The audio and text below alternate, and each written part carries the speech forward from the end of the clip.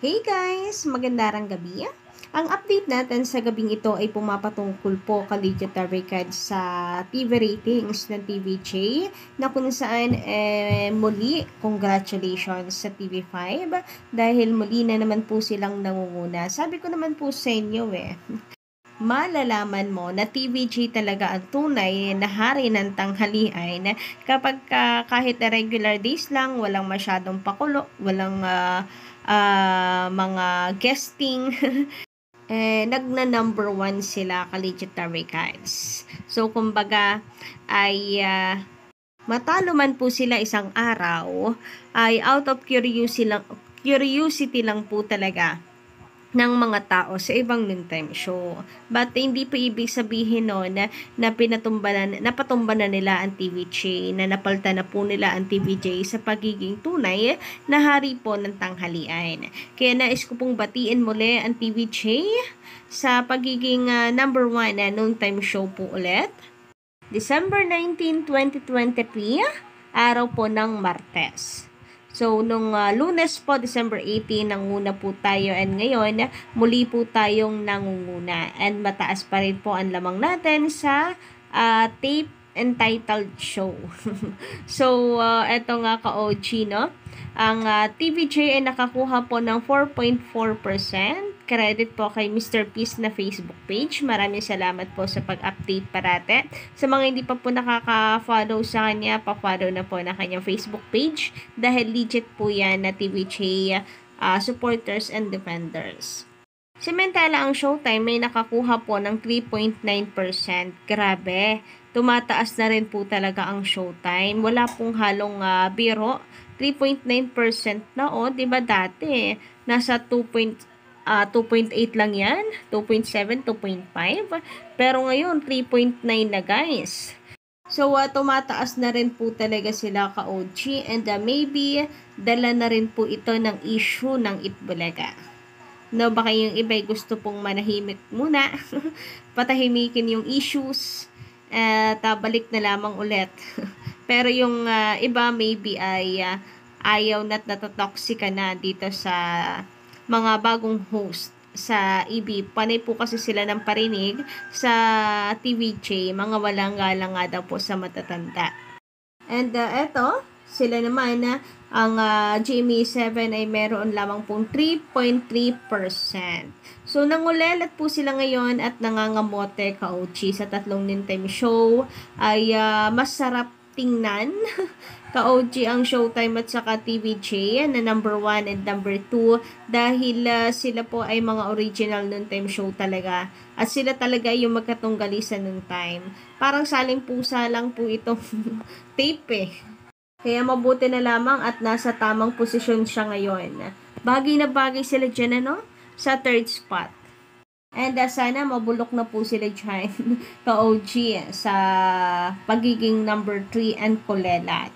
And speaking of bagay, Kaligita Records, eto nga po ka-OG, ang sarap lang din pakinggan at bagay na bagay po talaga ang Itbulaga kapag ang TVJ ang sumisigaw nito. Alam nyo na yan guys, basta pagpatak ng alas 12, Itbulaga na.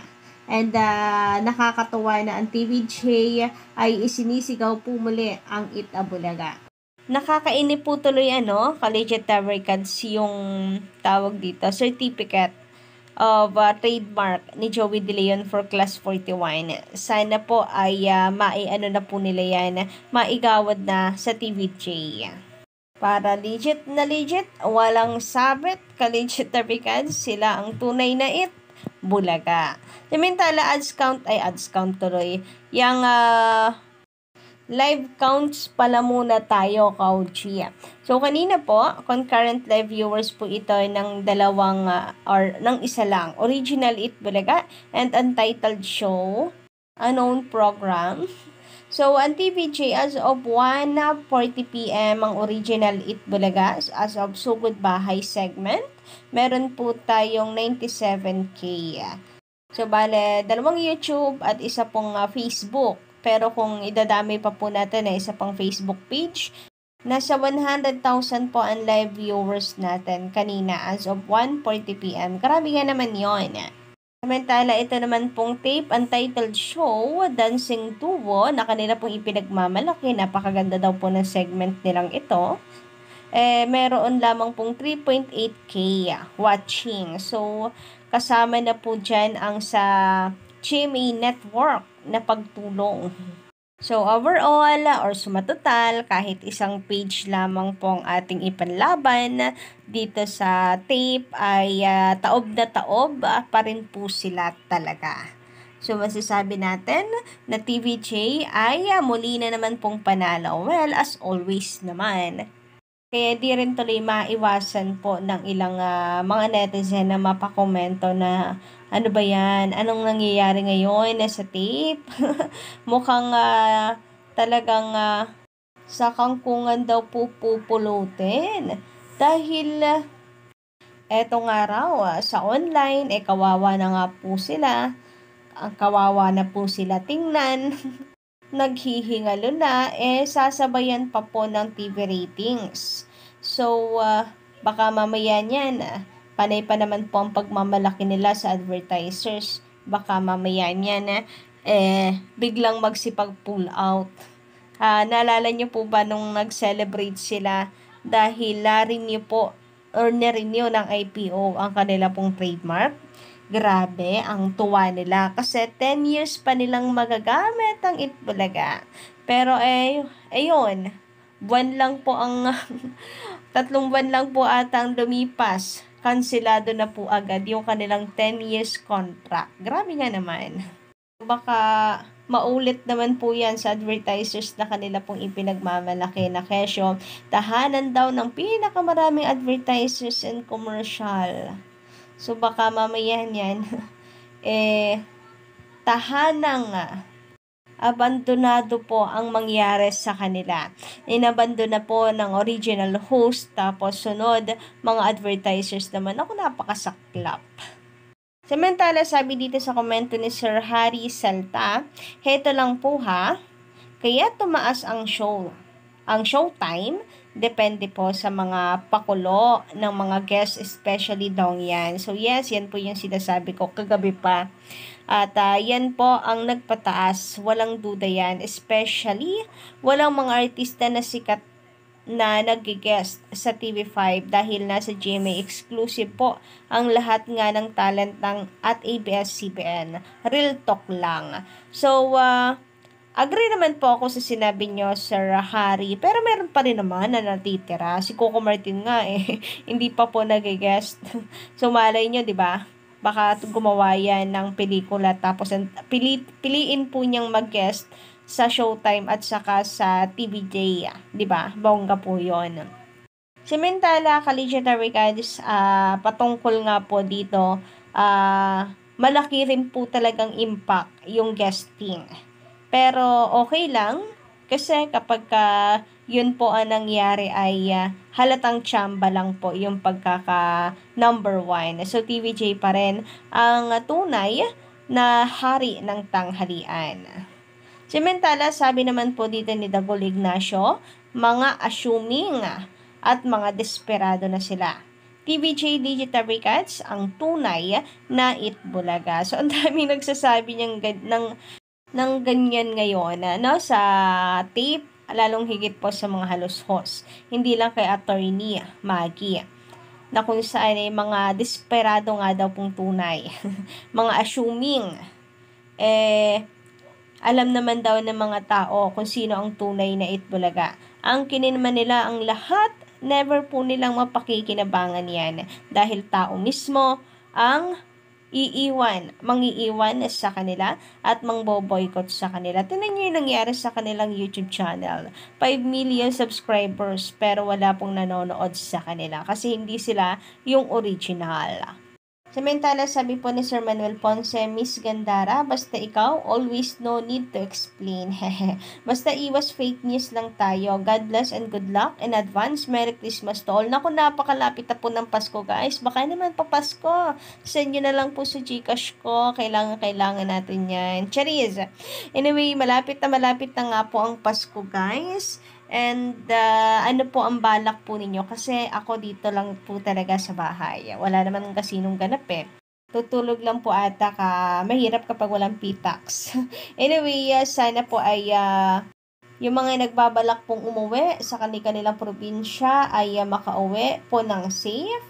And kung maaari lang bumiyahe na po kayo agad dahil mahirap po talaga ang biyahe kapag ganitong holiday season.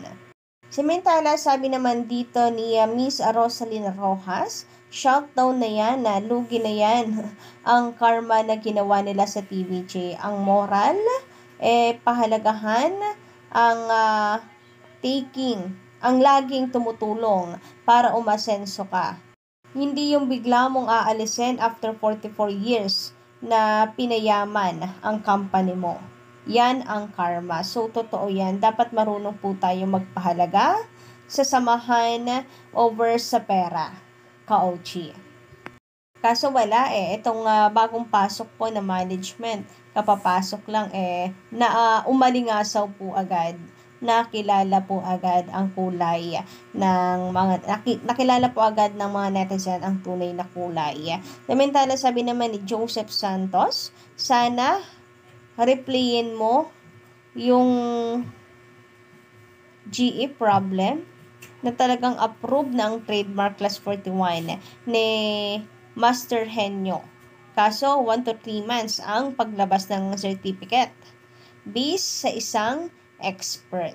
So ayun nga guys, nasabi naman na po natin ang patungkol po dito at medyo nakakainip nga yung 1 to 3 months na tayo mag-iintay. Kung 1 month, okay lang kasi January na, malapit na po ang January, di ba? Pero kung 3 months pa na, medyo matagal-tagal pa. Tagal-tagal pa tayo magtitiis na makita ang pagmumukha nila Paulo sa APT Studio. Siyempre, pag mayroon na pong class 41, po pwede nang questionin. Yan ni Henyo Master. Teka, for merchandise kayo. Ako ang for entertainment. Tumigil-tigil kayo dyan. Huwag masyadong makapal ang mukha, di ba? Samantala, sabi naman ni Sana Morante, maliit ang studio nila ngayon pero abangan niyo sa 2024, mabibigla ang lahat at kalaban kapag natapos na ang pinapagawa nilang malaking studio sa Novaliches. Tingnan natin kung kaya pa nilang maliitin ang TVJ, sigurado iiyak lalo ang kalaban. Sana nga po, claiming na mangyari yan sa 2024 na. Pero kapag gagawin pa lang yung studio, alam ko talagang aabutin po ito ng months, ka-OG. Talagang maraming buwan, baka 6, 7. Pero kung gawa naman and then parang renovation lang, baka medyo mas mabilis. Pero ayun nga, antayin na lang po natin sa 2024. Ayoko kasing umasa pong mali. Pero totoo naman yung sinabi po ninyo, San Morante, na kapag meron na na malaking studio ang TVJ, bala silang maglaway-laway dyan. Mabibigla po talaga ang kalaban. Kasi itong pro tape, grabe nga naman, makapanliit. Manliit ng kapwa. Maliitin ang TVJ Productions na kesyo ang Tape Inc. na kanilang programa ay nasa malaking studio, maganda ang buhay. Kung makapagpainggit, akala mo naman hindi galing doon ang TVJ, 'di ba? So papunta pa lang sila, pabalik na po ang TVJ. Samantala, yun lang po muna guys ang ating update para sa gabi pong ito. Pa-comment na lamang po sa baba na inyong komento, reaction at salubin. And of course, don't forget to click the subscribe button and notification bell for more updates.